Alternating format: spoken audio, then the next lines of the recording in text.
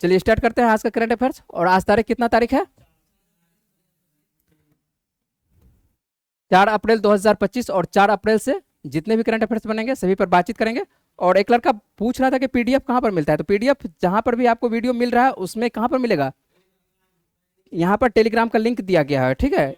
और टेलीग्राम का लिंक आपको वहां पर जाकर मिल जाएगा, कौन सा पीडीएफ मिल जाएगा, और अपनी सुविधा के अनुसार से आप लोग पढ़ सकते हैं।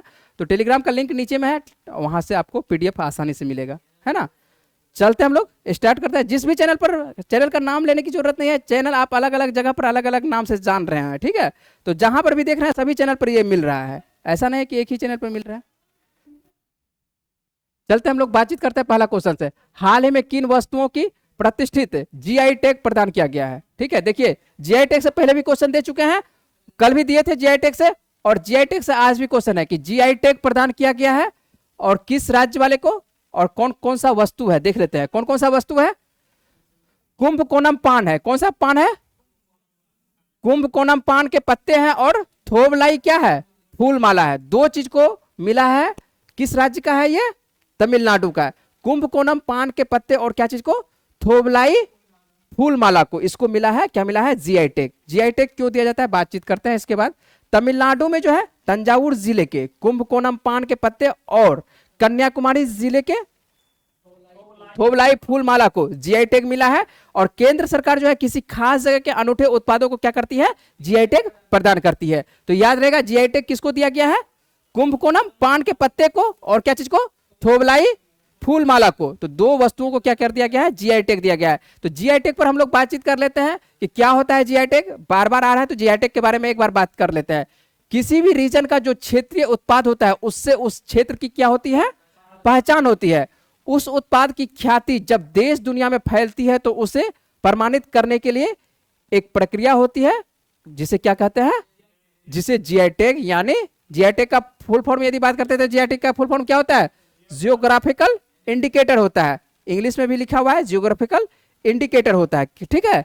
इंडिकेट करता है, किसको करता है इंडिकेट, भौगोलिक क्षेत्र को इंडिकेट करता है, ठीक है, कि ये किस क्षेत्र में इसका उत्पादन होता है, जिसे हिंदी में भी कह सकते हैं कि भौगोलिक संकेतक के नाम से जाना जाता है। जस्ट हिंदी में वही नाम लिखा हुआ है।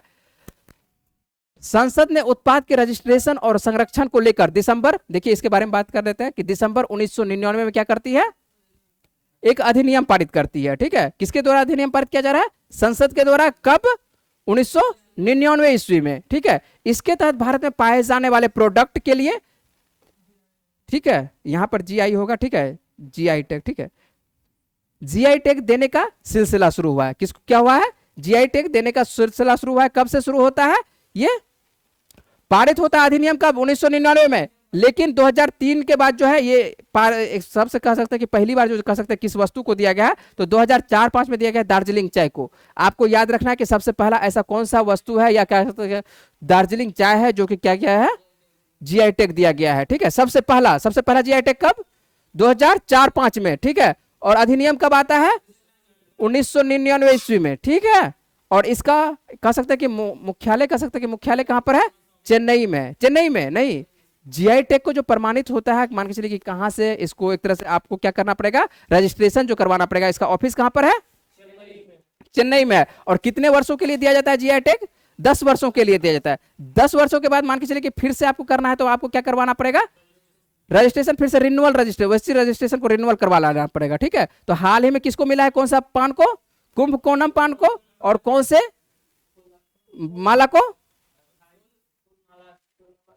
तंजावुर का कौन सा फूल माला था, भूल गए आप लोग, इतना जल्दी भूल जाएगा कैसे पता चलेगा, थोबलाई, ठीक है, क्या नाम है, थोबलाई फूल माला है, ठीक है। और पान कौन है, कुंभकोणम पान के पत्ते हैं, याद रहेगा। तो दोनों आपको याद रखना है, ऐसा नहीं कि भूल जाना है। और किस लिए दिया जाता है ये भी आपको याद रखना है। और बिहार का आपको पता ही चुके हैं कि बिहार का जो है सबसे फेमस कौन सा है, शाही लीची। और शाही लीची के नाम से ही पता चल जाता है कि शाही लीची किस क्षेत्र का, मुजफ्फरपुर। मखाना बोले मखाना किस क्षेत्र का, मधुबनी। जर्दालू आम बोले जर्दालू आम किस क्षेत्र का, भागलपुर। नाम से ही पता चल रहा है कि उस क्षेत्र का, ठीक है। चलिए आगे चलते हैं हम लोग।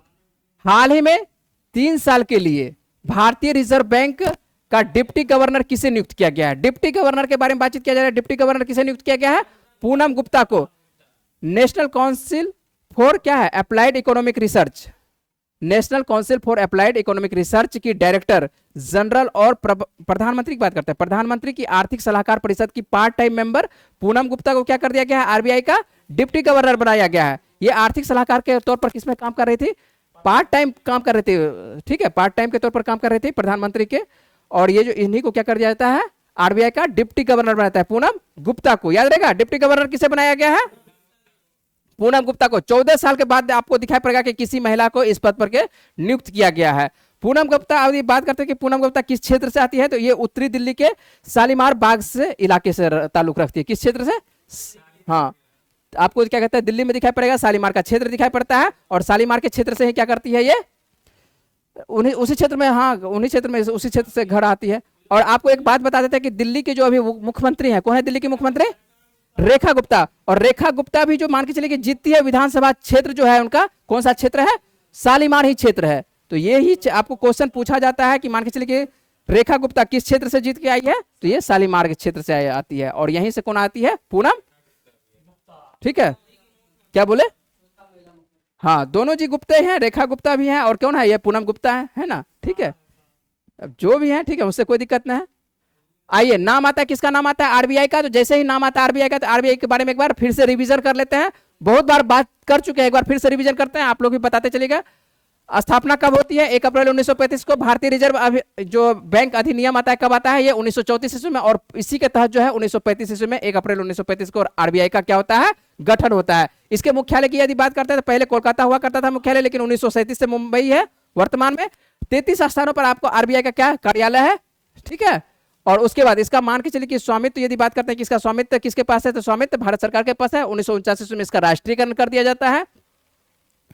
आरबीआई का मुख्य कार्य क्या है, तो मौद्रिक नीति को तैयार करना। क्या है, मौद्रिक नीति को तैयार करना। बहुत सारा कार्य है, लेकिन हम लोग एक कार्य देखते हैं, तो एक कार्य देखते हैं, तो मौद्रिक नीति को क्या करना है, तैयार करना है। और लागू करवाता कौन है, तो आरबीआई यही करवाता है। और आरबीआई का डिप्टी गवर्नर नियुक्त किया गया किसको, पूनम गुप्ता को, ठीक है। और लेकिन आपको यहां पर क्वेश्चन है कि आरबीआई का नया गवर्नर किसे नियुक्त किया गया है, तो नया गवर्नर किसे नियुक्त किया है, हाल ही में गवर्नर नियुक्त किया गया था संजय मल्होत्रा को। तो याद रखना चाहिए आपको कि संजय मल्होत्रा क्या है, गवर्नर, पूनम गुप्ता क्या है ना, याद रहेगा, दोनों ये आपको याद रखना है। और ये जो आपको तस्वीर दिखाई पड़ रहा है, यही क्या है, पूनम गुप्ता है, ठीक है। और इसे क्या चीज नियुक्त किया गया है, डिप्टी गवर्नर। किसका डिप्टी गवर्नर, आरबीआई का, ठीक है। राज्यपाल नहीं बनाना, ठीक है, हिंदी नहीं तोड़ना, ठीक है, ठीक है। चलिए आगे चलते हैं हम लोग।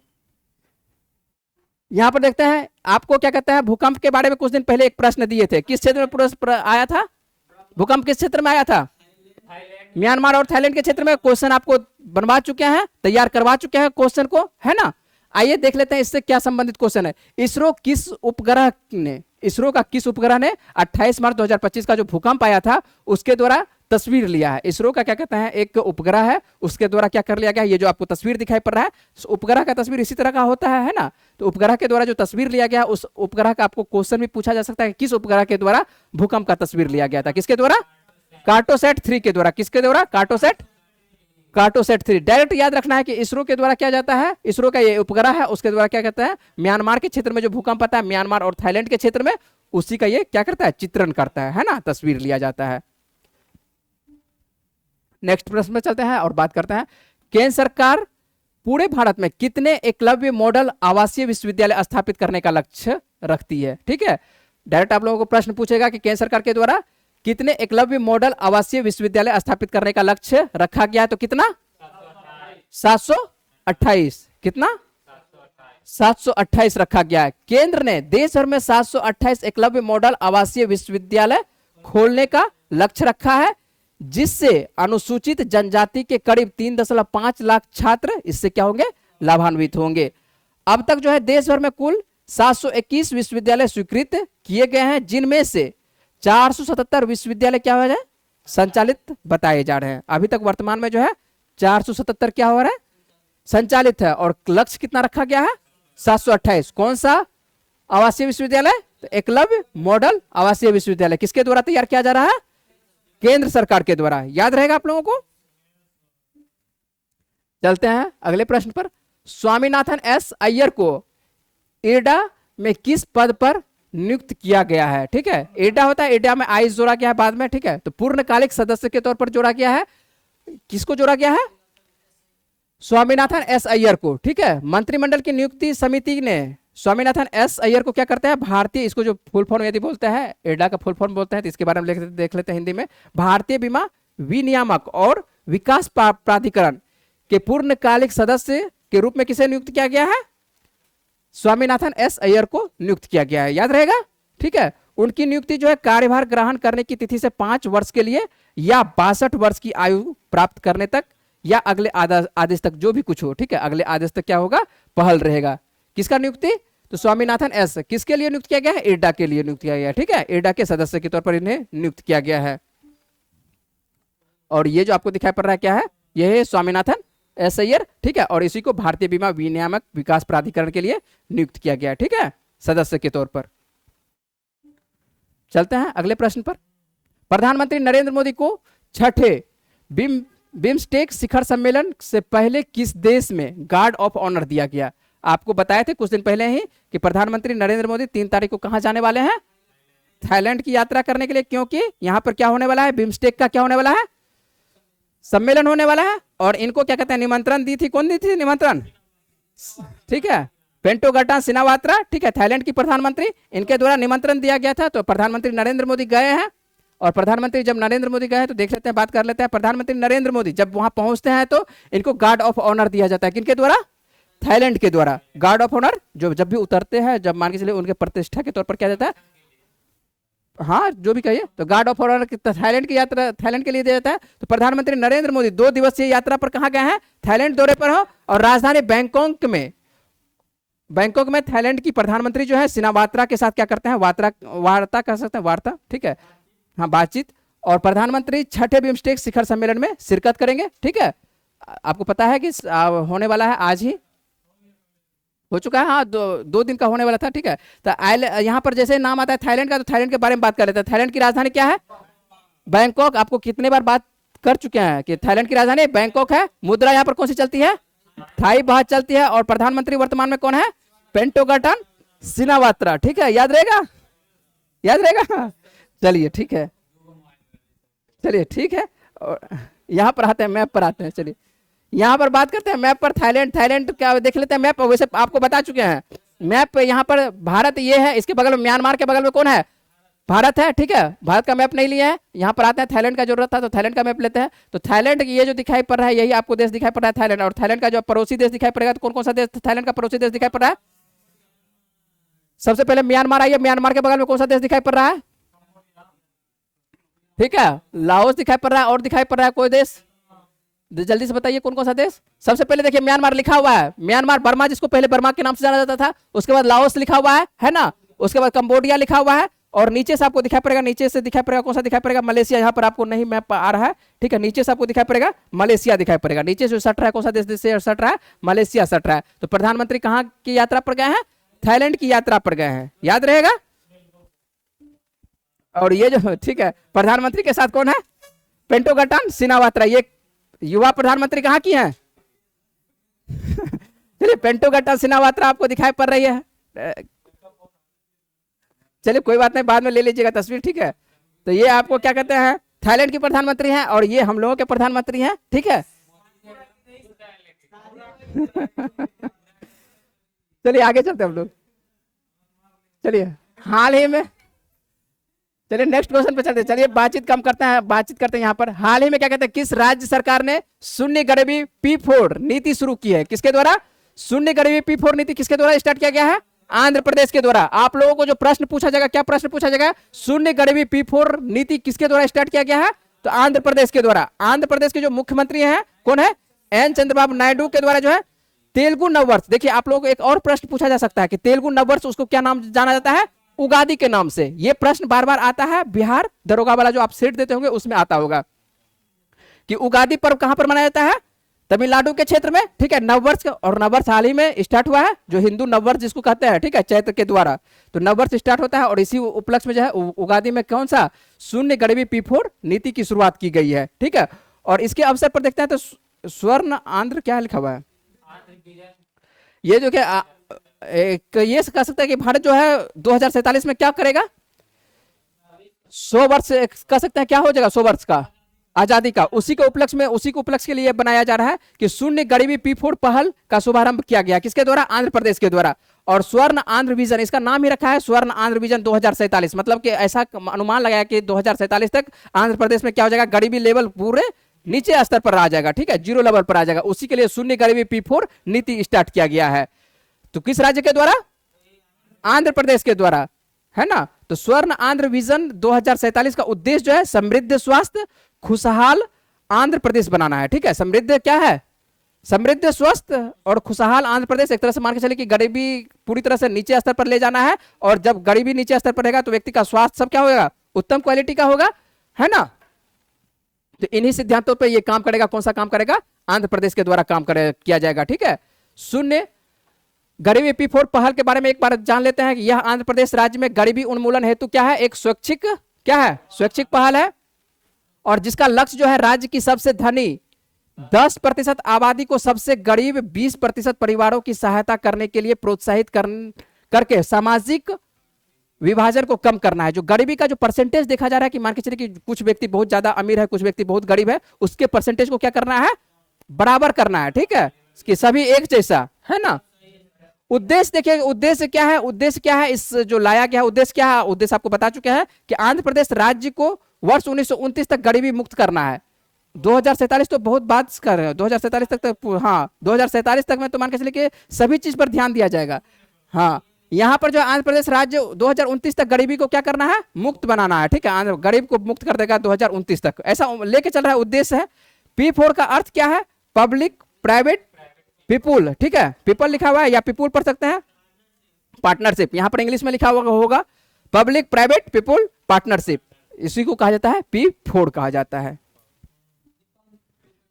हाँ, चलते हैं नेक्स्ट प्रश्न पर बात करते हैं। भारत और किस देश ने आर्थिक सहयोग और व्यापार समझौते ESTA पर हस्ताक्षर की तीसरी वर्षगांठ मनाई है, किसके द्वारा, ऑस्ट्रेलिया के द्वारा। डायरेक्ट आप लोगों को ज्यादा प्रश्न याद नहीं करना है, डायरेक्ट याद रखना है कि भारत किस देश के साथ आर्थिक सहयोग और व्यापार समझौते पर ESTA पर हस्ताक्षर किया, किसके द्वारा, ऑस्ट्रेलिया के साथ सहयोग किया है। और जैसे ही नाम आता है ऑस्ट्रेलिया का, तो ऑस्ट्रेलिया के बारे में हम लोग जान लेते हैं जल्दी से। ऑस्ट्रेलिया की राजधानी क्या है, कैनबरा है, और यहाँ पर जो मुद्रा चलती है कौन सी मुद्रा, डॉलर मुद्रा चलती है, और ऑस्ट्रेलिया के प्रधानमंत्री कौन है, एंथोनी अल्बानीज है, ठीक है। और ये जो आप मैप दिखाई पड़ रहा है यही क्या है, ऑस्ट्रेलिया है ना, ऑस्ट्रेलिया है। और इसके आसपास को जो देश रहते हैं सभी देशों को मिला के कौन सा महाद्वीप बोला जाता है, ओशनियाई, है ना। ऑस्ट्रेलिया महाद्वीप भी पढ़ सकते हैं लेकिन ओशनियाई बोला जाता है, हाँ ओशनिया।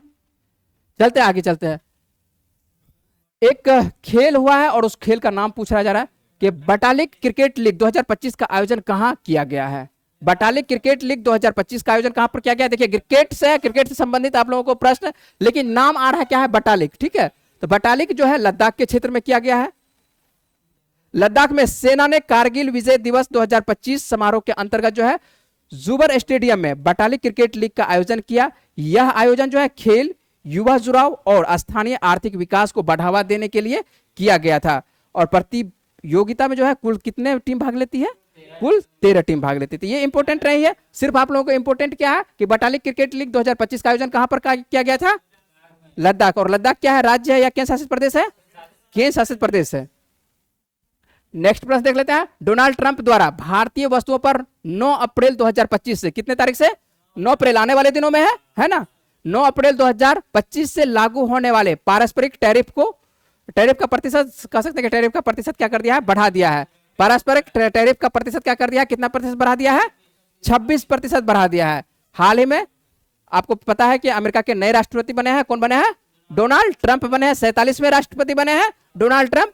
और जब पहले जो बाइडेन थे उससे पहले थे, ठीक, हाँ ठीक है। तो इस बार बने हैं 47वें राष्ट्रपति कौन बने हैं, डोनाल्ड ट्रंप बने हैं। तो अमेरिकी राष्ट्रपति डोनाल्ड ट्रंप ने जो है आखिरकार 2 अप्रैल को जो है कह सकते हैं 2 अप्रैल को दुनिया के तमाम देशों पर जो है पारस्परिक टैरिफ लागू कर दिया है, ठीक है। 2 अप्रैल को ही लागू कर दिया है। और ये लागू कब से होगा, तो 9 तारीख से, ठीक है, 9 अप्रैल से ये लागू होगा।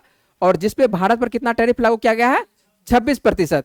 जबकि अपने सबसे बड़े कंपटीटर कह सकते हैं कि उस पर चीन, ठीक है, उसी का सबसे प्रतियोगिता किससे चल रहा है, चीन से ही ना होता है। चीन पर कितना प्रतिशत लागू किया है, 34%।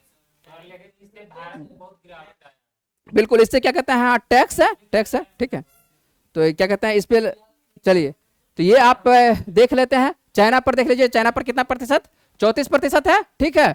यूरोपीय यूनियन पर कितना, 20%, ठीक है।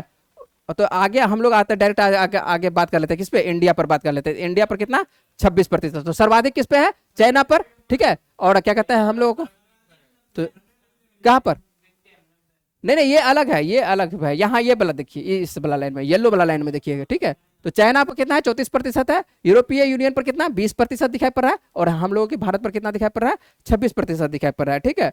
और ठीक है, तो हाँ, तो किस किस, हाँ ठीक है, वो अलग है, ठीक है। हम लोग अपना रखते हैं, ठीक है, याद रखिएगा। यहाँ पर देखिए, पिछले वीडियो का हम लोग आप लोगों को प्रश्न पूछे थे, कौन सा है, भारत के ऑपरेशन ब्रह्मा के अंतर्गत किस देश को 50 टन राहत सामग्री खेप सौंपी थी, किस देश को, म्यांमार को, है ना। म्यांमार गया था, तो म्यांमार, इसका सही आंसर क्या हो जाएगा, म्यांमार हो जाएगा, है ना। और आप लोग जो है कमेंट बॉक्स में आंसर देने की कोशिश करिएगा। और आज का प्रश्न हम लोग देख लेते हैं कि आज का प्रश्न क्या है। भारत अमेरिका, कल इस प्रश्न के बारे में आप लोगों को बताए थे, विस्तार से बताए थे कि भारत अमेरिका द्विपक्षीय क्या है, अभ्यास टाइगर ट्रम्प, ठीक है। टाइगर ट्रम्प का चौथा संस्करण कहां पर शुरू हुआ है, तो इसका कहां पर संस्करण शुरू हुआ है, तो इसका आंसर आप लोगों को कहां देना है, कमेंट बॉक्स में देना है, ठीक है। हाँ ठीक है, यदि आप लोगों को वीडियो अच्छा लगेगा तो आप लोग क्या करना है, ठीक है, लाइक करिएगा, शेयर करिएगा, ठीक है। चलते हैं, मिलते हैं हम लोगों आप लोगों से अगले क्लास में, ठीक है।